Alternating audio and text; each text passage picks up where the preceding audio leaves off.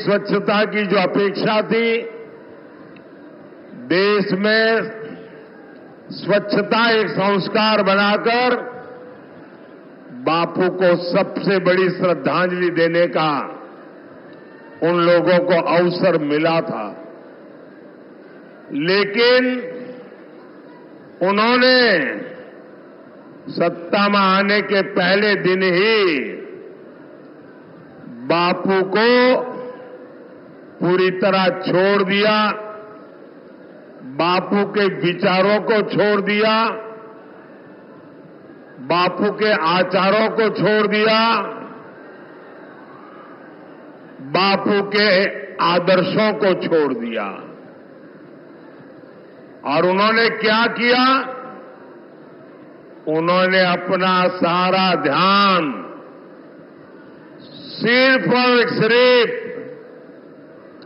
एक परिवार को आगे बढ़ाने पर जोर लगा दिया। कांग्रेस और उसके साथियों ने मिलकर देश के 60 साल बर्बाद कर दिए। 3-3, 4-4 पीढ़ियों का जीवन तबाह कर दिया। आजादी के 60-70 साल बाद जब आपने एक गरीब मां के बेटे को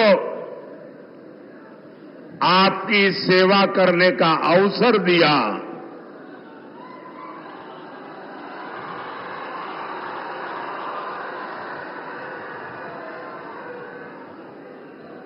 और 60-70 साल बाद जब मोदी आया, तब घर घर शौचालय पहुंचा।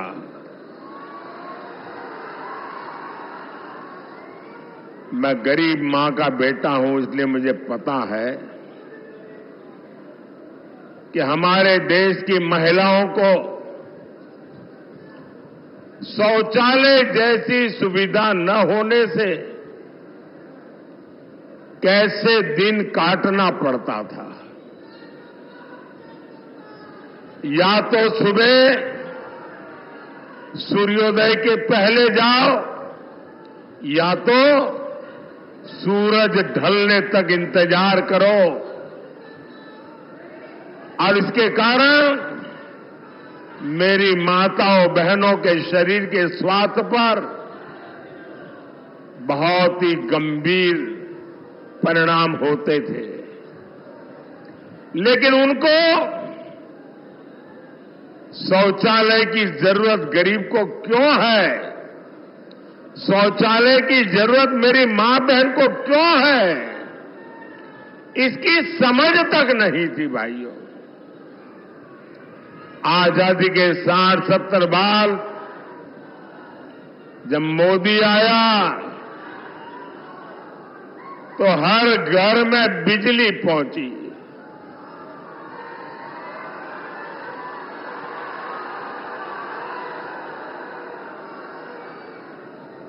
ये मोदी है जिसने हर घर में गैस पहुंचाने का बीड़ा उठाया। ये मोदी है जो हर घर तक नल से जल पहुंचाने के लिए दिन रात मेहनत कर रहा है। कांग्रेस और आरजेडी जैसे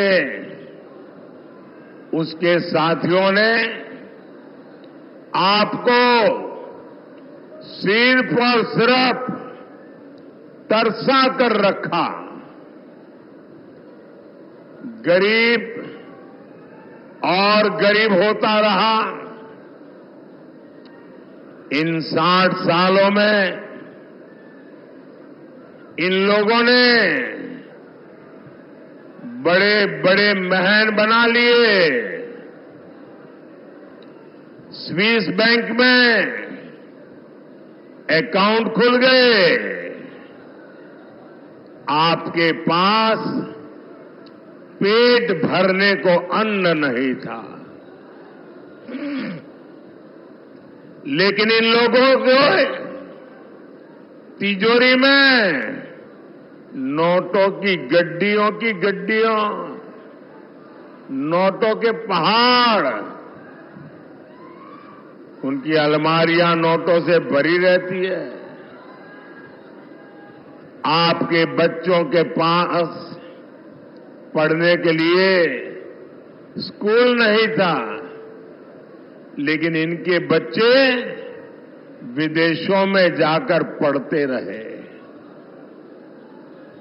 गरीब परेशानी में था, मुश्किल में था, लेकिन इन्हें कोई फर्क नहीं पड़ता था।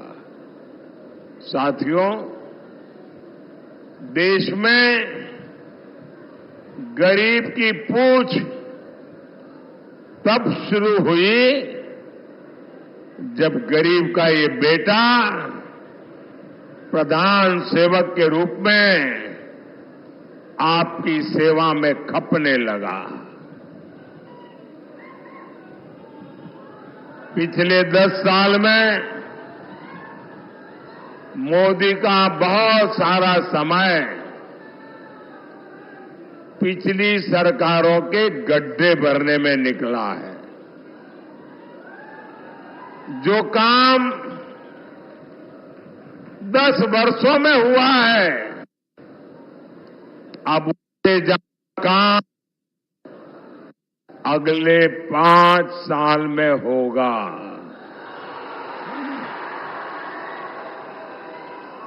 और ये मोदी की गारंटी है।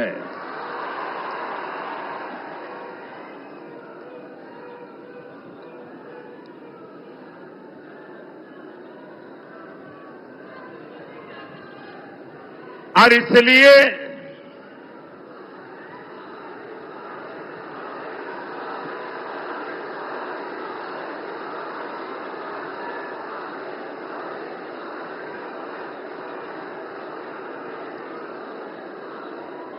इसलिए साथियों, मुझे केंद्र में एक बहुत मजबूत सरकार चाहिए।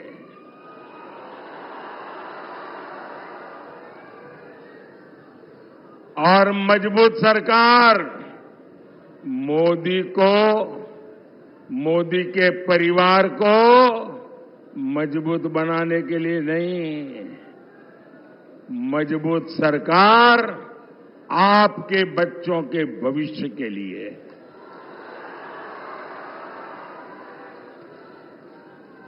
मजबूत सरकार आपके सपनों को पूरा करने के लिए।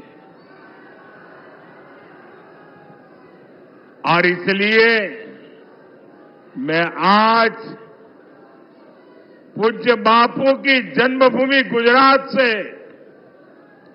पूज्य बापू की कर्मभूमि में आपसे आशीर्वाद मांगने आया हूं।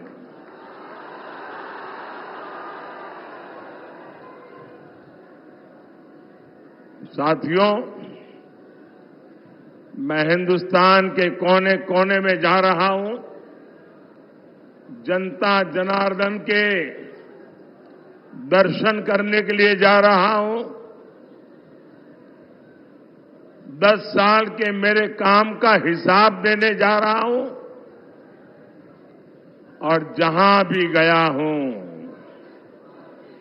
एक ही स्वर सुनाई दे रहा है।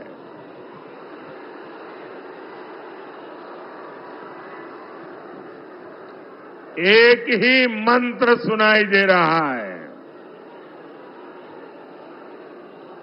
एक ही गूंज सुनाई दे रही है। फिर एक बार, फिर एक बार, फिर एक बार, अब की बार, अब की बार 4 जून। भाई और बहनों, जो लोग चांदी का चम्मच लेकर पैदा होते हैं, उन्हें पता नहीं होता मेहनत क्या होती है।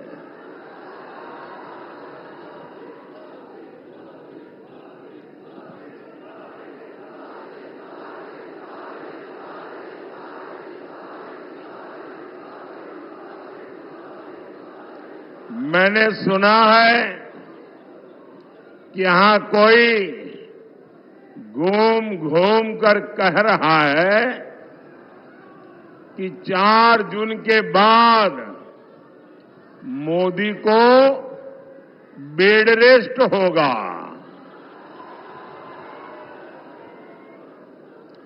भाइयों बहनों, मैं तो परमात्मा से प्रार्थना करता हूं, मैं तो यही कामना करता हूं, मोदी तो क्या, देश के किसी भी नागरिक के जीवन में बेड रेस की नौबत नहीं आनी चाहिए।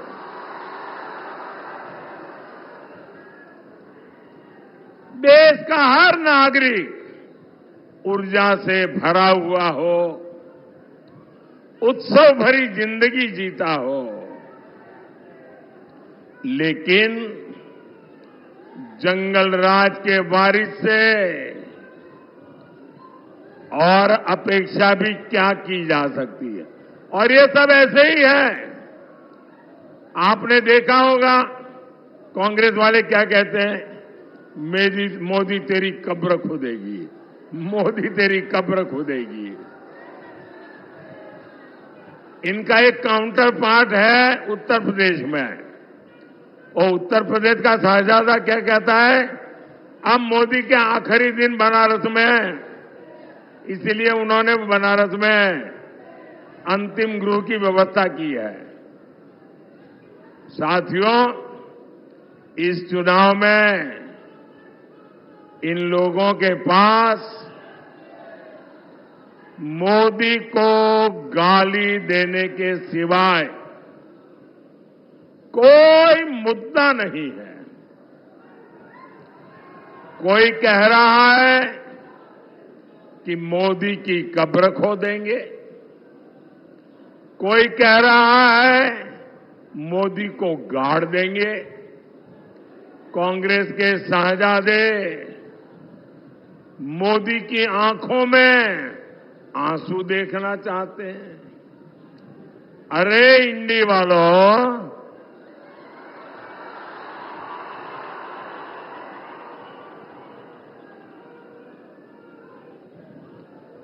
अपनी मनमानी से आपकी इच्छा से अब देश नहीं चलता। इंडी वालों की आंखों में भले ही मोदी खटकता हो, लेकिन देश के लिए, देश के दिल में मोदी है। हर दिल में मोदी है। और हर दिल एक ही बात कह रहा है, फिर एक बार, फिर एक बार, फिर एक बार। भाइयों और बहनों, 4 जून को हार सामने देख इंडी गठबंधन वालों की बौखलाहट बढ़ती जा रही है। अब ये मोदी की योजनाओं पर सवाल उठा रहे हैं। मोदी गरीबों को मुफ्त राशन क्यों दे रहा है? भाइयों बहनों, इन्होंने हिंदुस्तान देखा ही नहीं है। मैं हिंदुस्तान के अनेक जिलों में रात्रि मुकाम करके आया हूं। मैंने हिंदुस्तान का कोना कोना छाना हुआ है और मैंने तय किया है कि गरीब के घर का चूल्हा कभी बुझने नहीं दूंगा।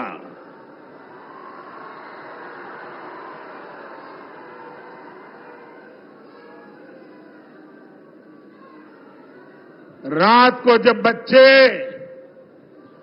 भूखे पेट सोते हैं तो उस मां पर क्या बीतती है, इसका मुझे पता है। और इसलिए मोदी गरीब को मुफ्त राशन देता है, देता रहेगा।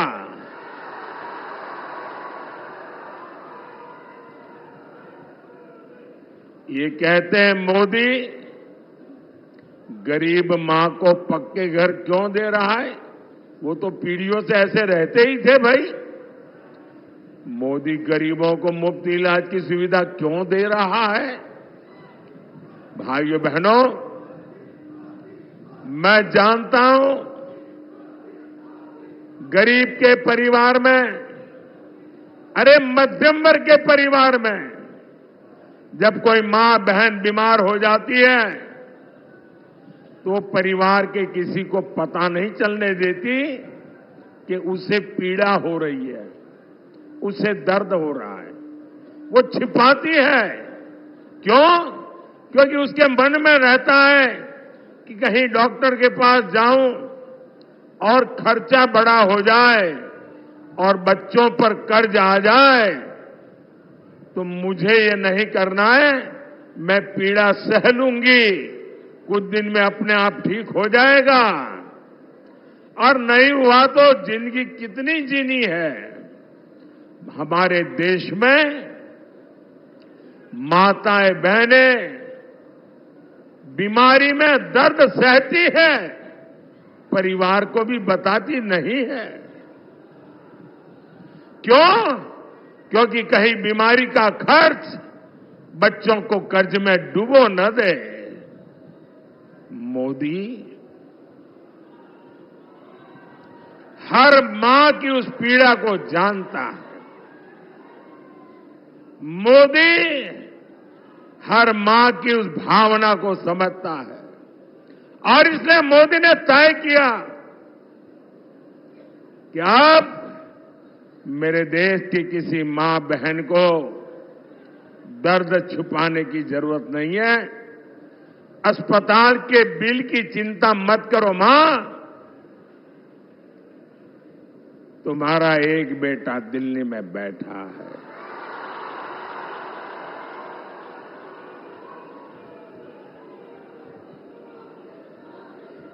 अब तुम्हारी बीमारी का खर्च ये तुम्हारा बेटा उठाएगा। अरे भाई, मोदी तो गरीब की सेवा के लिए ही तो पैदा हुआ है। मोदी गरीब के लिए ही तो काम करेगा। भाई और बहनों, जम्मू कश्मीर से आर्टिकल 370 हटाना हो, राम मंदिर का निर्माण हो,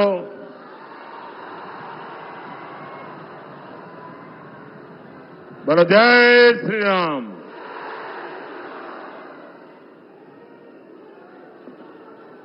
अब ये कैसे लोग हैं?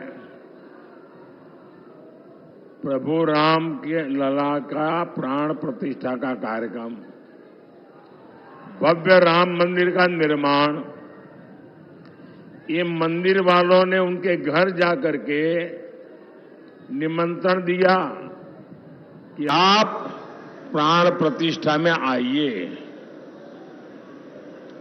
उन्होंने निमंत्रण ठुकरा दिया। राम लला की प्राण प्रतिष्ठा का निमंत्रण ठुकरा दिया।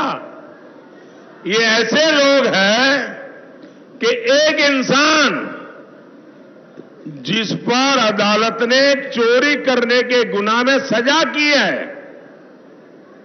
जो जेल काट रहा है, बीमारी के कारण घर आने का अवसर मिला है, उसके घर जाकर के बढ़िया बढ़िया खाना पका करके खाने की फुर्सत है, लेकिन राम लला के हाथ जाने की फुर्सत नहीं है।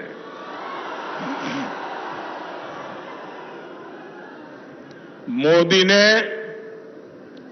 दशकों सदियों के मुद्दे खत्म किए हैं, समाधान दिए हैं। मोदी इन लोगों की तरह नहीं है जो गरीब के साथ विश्वासघात करे।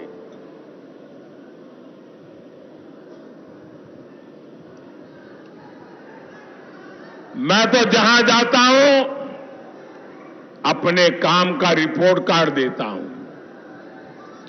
मैं इंडी गठबंधन वालों से पूछता हूं, भैया बताओ, अरे तुम्हारा रिपोर्ट कार्ड क्या है? जो लोग नौकरी के बदले जमीन अपने नाम लिखवा ले, वो युवाओं के बारे में सोच सकते हैं क्या? वो युवाओं का भविष्य बना सकते हैं क्या? जिनके जंगल राज में सिर्फ बम बारूद और कट्टों का कारोबार फला फूला, जिनके जंगल राज में भूमाफियाई फले फूले, जिन्होंने बिहार को अपहरण और फिरौती की इंडस्ट्री दी, जो कभी बिहार भला नहीं कर सकते। नीतीश जी ने जिस मेहनत से बिहार को उन स्थितियों से बाहर निकाला है, वो बहुत सराहनीय है। आज हमारे मित्र सुशील मोदी जी हमारे बीच नहीं है। इतिहास जब अवलोकन करेगा तो नीतीश जी और सुशील जी का नाम जंगल राज को समाप्त करने वालों में गिना जाएगा। साथियों, बिहार ने दशकों तक पलायन का दौर देखा है, लेकिन एनडीए सरकार के प्रयासों से अब पलायन रुक रहा है। बिहार के युवाओं को यहीं पर रोजगार के अवसर मिल रहे हैं। आप मुझे बताइए, चंपारण में केंद्रीय विश्वविद्यालय बना है, खेती के लिए रिसर्च सेंटर बना है, सरदार पटेल सहकारी प्रशिक्षण संस्थान बना है, सिलेंडर का प्लांट लगा है, इफ्को बाजार बने हैं। ये सब कुछ क्या आपने आप चल रहे हैं क्या? इनमें रोजगार नहीं मिला क्या? यहां इतना बड़ा डेयरी प्लांट बना है, इससे हजारों पशुपालकों, माता और बहनों की आय बढ़ी है। इस पर किसी को रोजगार नहीं मिला है क्या? ये जो पुल बन रहे हैं, हाईवे बन रहे हैं, रेलवे स्टेशन आधुनिक हो रहे हैं, ये बिना किसी को रोजगार दिए बन रहे हैं क्या? क्या जादुई चिराग से बनते हैं क्या? भाइयों बहनों, जंगलराज वालों ने आजकल आरक्षण का और संविधान पर दिन रात जोर जोर से झूठ बोलने का एक बड़ा अभियान चलाया है। सच्चाई ये है कि बाबा साहब आंबेडकर न होते तो नेहरू जी एससी एसटी को आरक्षण नहीं मिलने देते। आपका ये उत्साह, ये आशीर्वाद, ये दिखा रहा है कि छठे और सातवें चरण में देश में क्या होने वाला है।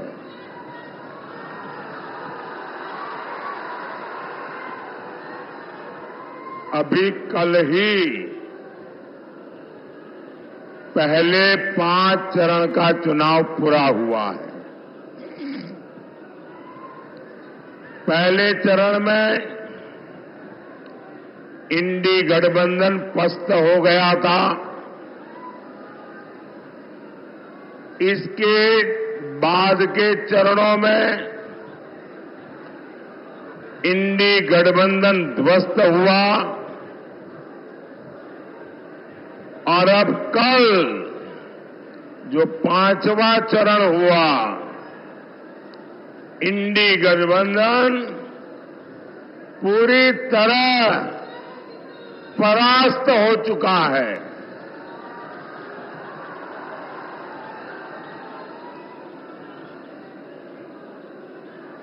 खुद को जनता का माई बाप समझने वाले इन्हें जनता ऐसी करारी हार देगी, ऐसी करारी हार देगी कि दुनिया देखती रह जाएगी।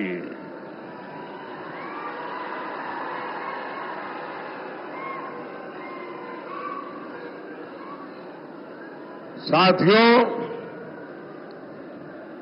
21वीं सदी का भारत इंडी गठबंधन के पापों के साथ आगे नहीं बढ़ सकता।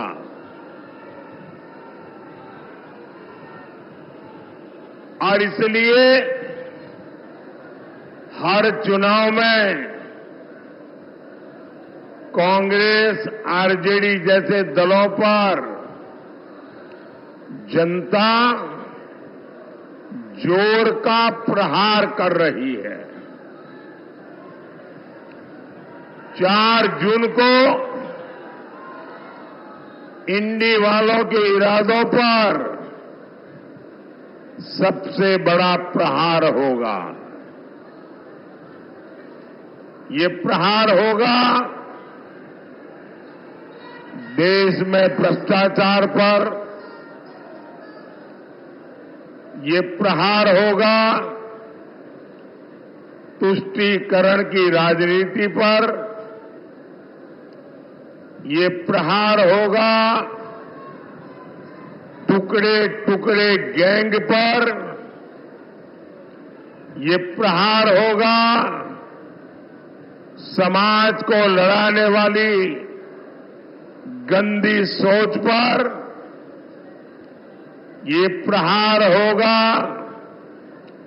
सनातन को गाली देने वाली विकृत मानसिकता पर, ये प्रहार होगा अपराधी माफिया जंगल राज पर, ये प्रहार होगा महिला विरोधी मानसिकता पर।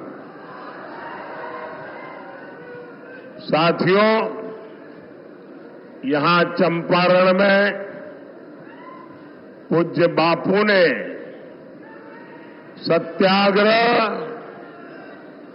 और स्वच्छाग्रह का प्रयोग किया था।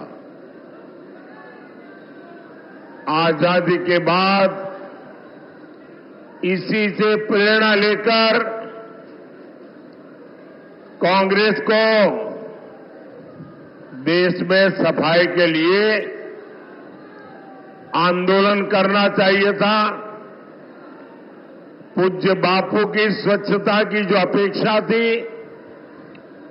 देश में स्वच्छता एक संस्कार बनाकर बापू को सबसे बड़ी श्रद्धांजलि देने का उन लोगों को अवसर मिला था।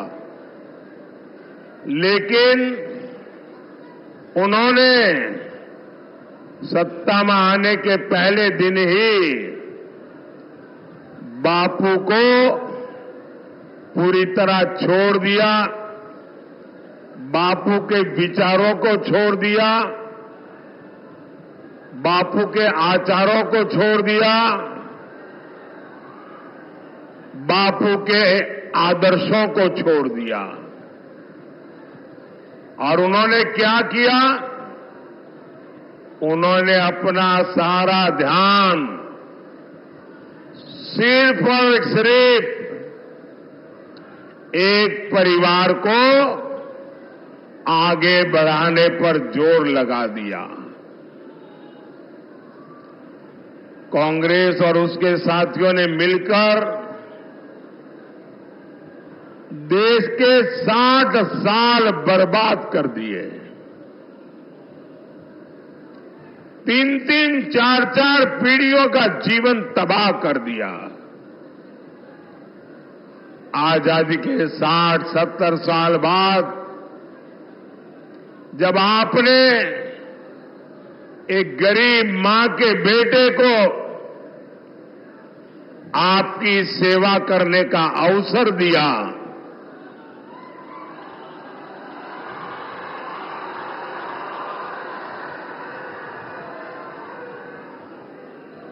और 60-70 साल बाद जब मोदी आया तब घर घर शौचालय पहुंचा।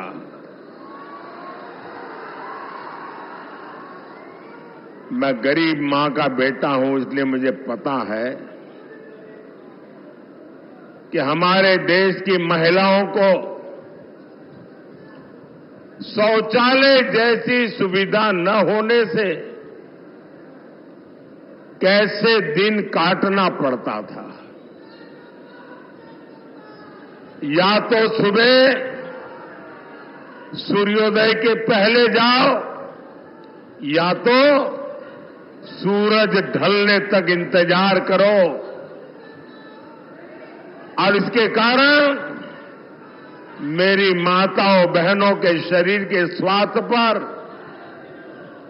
बहुत ही गंभीर परिणाम होते थे। लेकिन उनको शौचालय की जरूरत गरीब को क्यों है, शौचालय की जरूरत मेरी मां बहन को क्यों है, इसकी समझ तक नहीं थी भाइयों।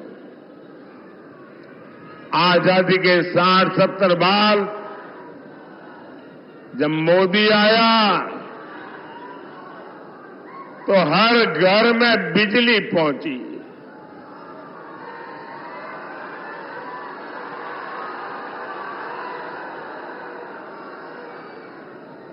ये मोदी है जिसने हर घर में गैस पहुंचाने का बीड़ा उठाया। ये मोदी है जो हर घर तक नल से जल पहुंचाने के लिए दिन रात मेहनत कर रहा है। कांग्रेस और आरजेडी जैसे उसके साथियों ने आपको सिर्फ और सिर्फ तरसा कर रखा। गरीब और गरीब होता रहा। इन 60 सालों में इन लोगों ने बड़े बड़े महल बना लिए। स्विस बैंक में अकाउंट खुल गए। आपके पास पेट भरने को अन्न नहीं था। लेकिन इन लोगों को तिजोरी में नोटों की गड्डियों, नोटों के पहाड़,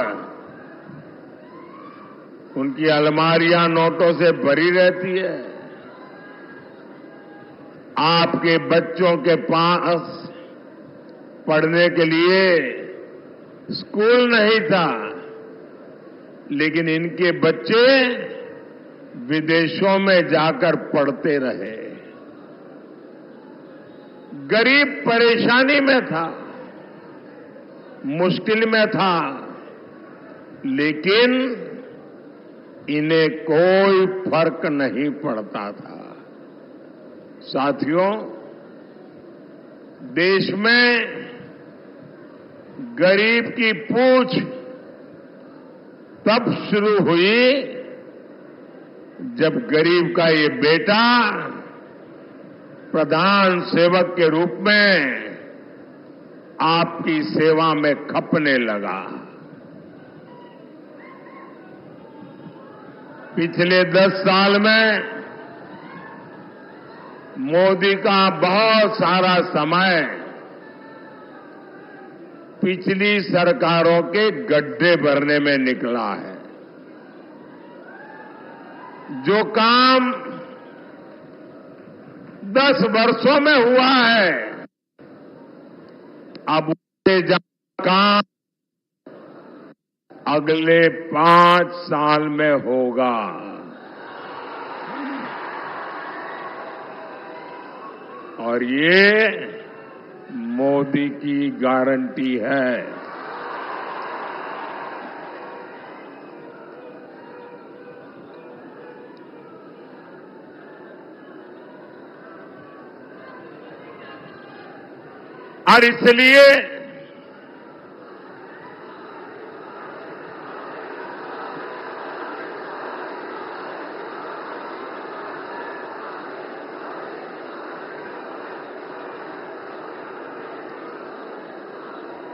और इसलिए साथियों, मुझे केंद्र में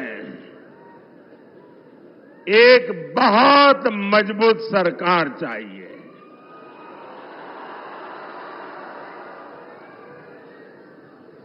और मजबूत सरकार मोदी को, मोदी के परिवार को मजबूत बनाने के लिए नहीं,